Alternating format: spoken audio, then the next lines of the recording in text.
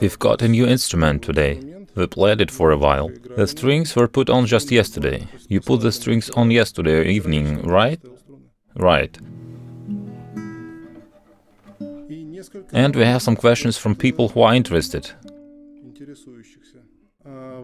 In fact, there are quite a lot of them here. We will announce some of these questions, and some will wait until our next record. Here we go.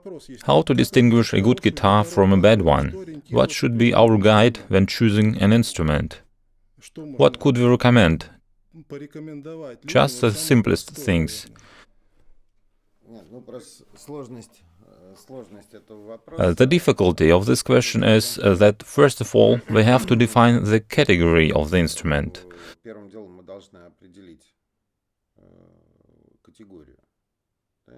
Because of which class, right? Yeah, of which class the instrument is. That is, a learner's instrument, a professional instrument, not a student instrument, intended for a serious musician, for concert work. It's clear that the range of requirements for an instrument designed for highly professional concert work is very wide.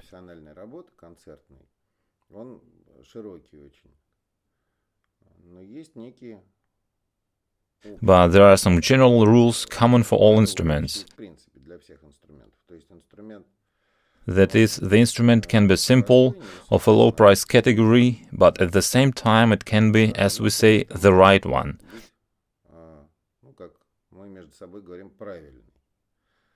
Right in what sense? First of all, it should have the right sound generation.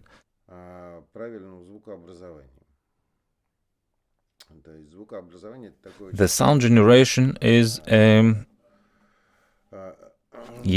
people don't understand what the sound generation means. I also often say to people, attack sound generation, and they ask, what is it?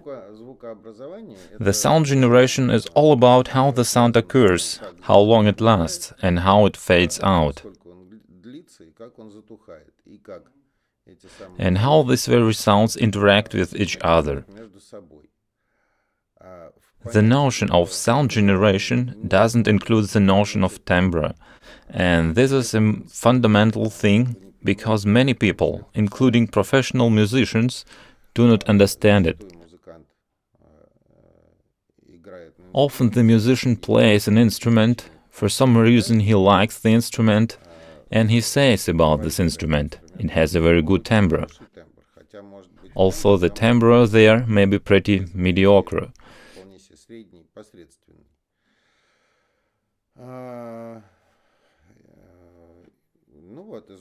So the sound generation consists of two main indicators.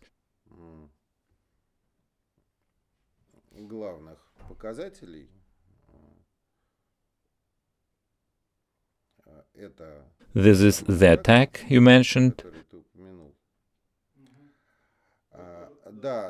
Well, about the attack it's very simple, because the guitar, as well as any musical instrument in general, is a kind of mechanical device.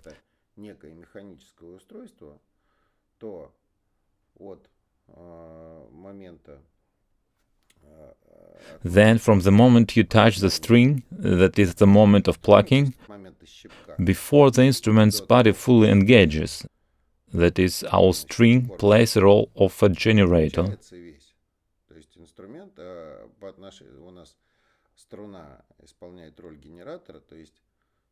It vibrates, and because it's even and has an equal thickness and elasticity, it generates the entire spectrum of harmonics.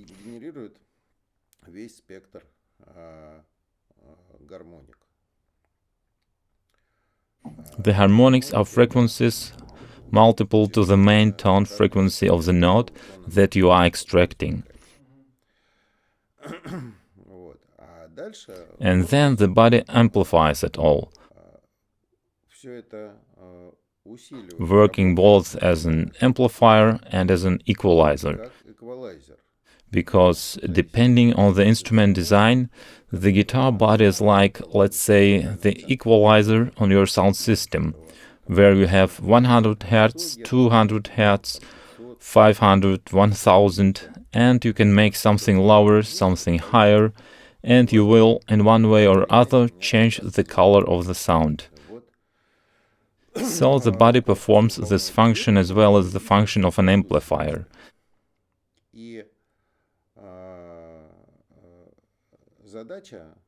And the problem is, since the pieces we play include switching fast enough from note to note, that the body works at maximum speed. That is, this time interval, measured in milliseconds, which passes from plucking to full engagement of the body, should be minimal.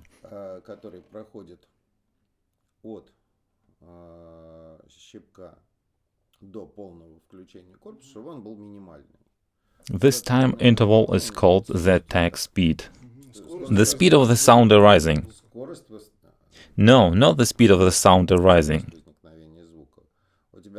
The string engages earlier than the body does. The string is primary, it generates some sound there. It gives away its energy, doesn't it? Yes, it does. And the speed at what the body will engage after the string, this is the attack of the instrument. And the attack referred to the string depends on your plucking, on the technique of plucking. You can make quick movements or you can make smooth movements, depending on what you want to achieve as a temporary result, in particular to soften the sound, to sharpen it, etc. But the attack of an instrument is how much time will pass from the time you pull the string before the whole body is fully operational. And all other things being equal, the less time it is, the faster is the body's engagement, the more comfortable and convenient it's to play.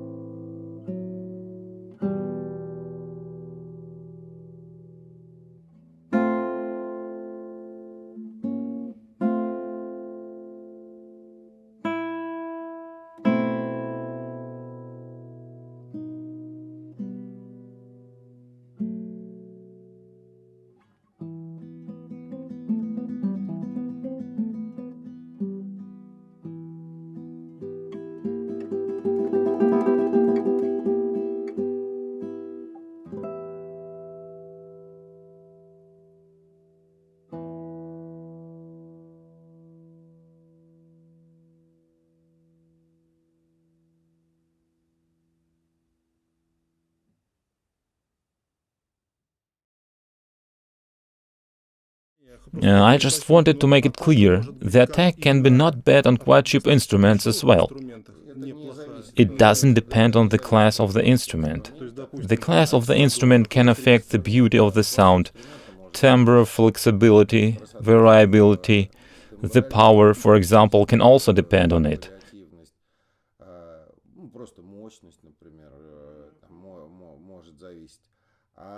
And the attack speed doesn't depend on how high-end the instrument is. That is, you can easily find an instrument that is just a factory-made one for some $300, which could have a fine attack. Just luckily made the right elasticity. Does the dynamics depend on the attack? I would say not necessarily. There is no direct connection.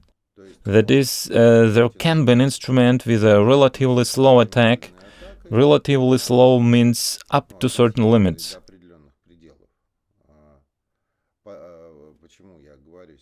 Why? I'll make a reservation. If the instrument has a very slow attack, it will lead to the fact that when playing music, it won't have time to switch from note to note. And all this music will turn into such a mess that is, the following notes and the previous ones will overlap.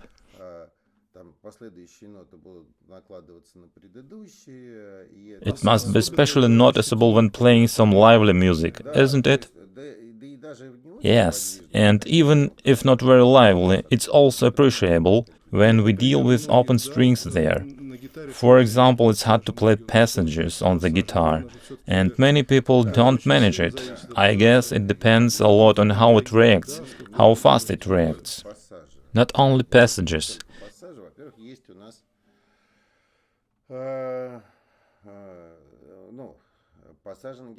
But the guitar passages are basically pretty hard to play.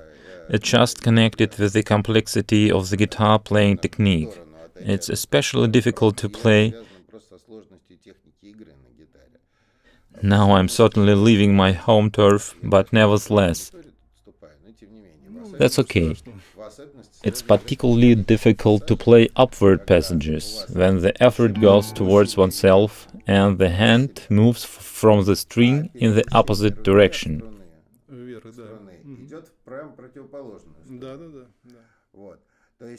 When you play a downward passage, you can quasi-drag your hand from string to string, but when you play an upward passage, you can't drag anything. You have to move your hand exactly by these 11 millimeters, which are the distance between the strings.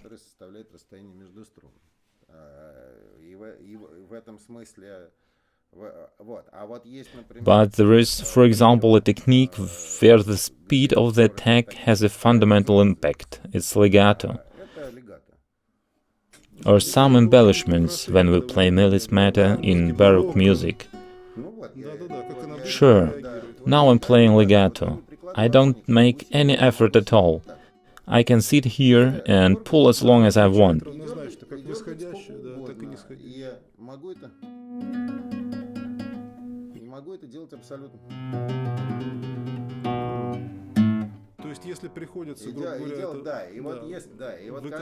And when you face the fact that you need to play legato,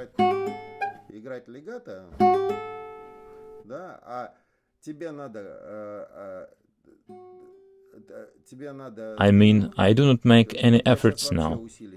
Yes, I see. I just put my fingers on it and everything is sounding. And when you need to smash a finger on it, then another one to make your legato sound properly,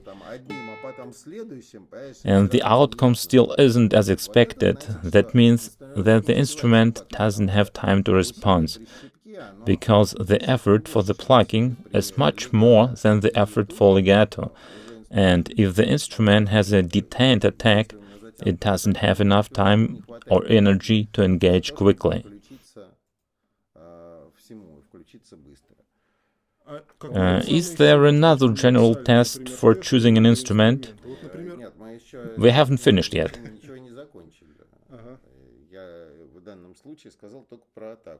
In this case, I spoke only about the attack. When we play the bass, for example,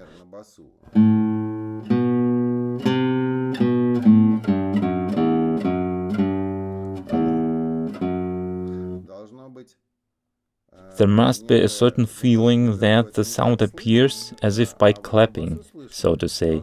You can't hear it when playing higher tones, but when playing bass you can.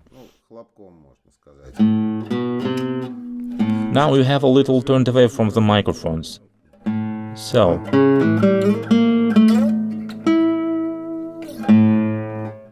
I can hear it, yes. It's like an explosion, isn't it? Yes, there is a feeling of such a clap, a shot.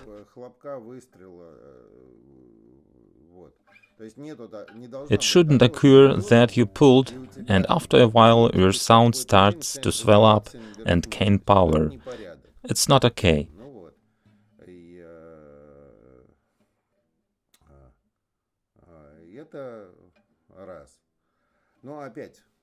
But again, we probably are talking about people who already have something to do with guitar. Absolutely, yes. Well, I mean, if someone is attending a music college, he has to make a choice regarding his instrument. A college is already quite a serious level. The second story is also fundamentally important and also related to the sound generation. It's the dynamics.